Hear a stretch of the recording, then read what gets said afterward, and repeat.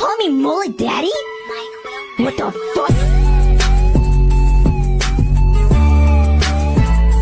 Los días hay lío, muchos chivatos se quedan resentidos, no pueden con lo suyo y están pendientes a lo mío. Ma, dime qué vamos a hacer, yo a ti te quiero comer. Are you already following Nico Daya?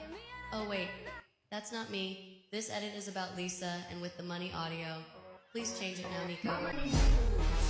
Money on shoes, leave my shoes, walking on you.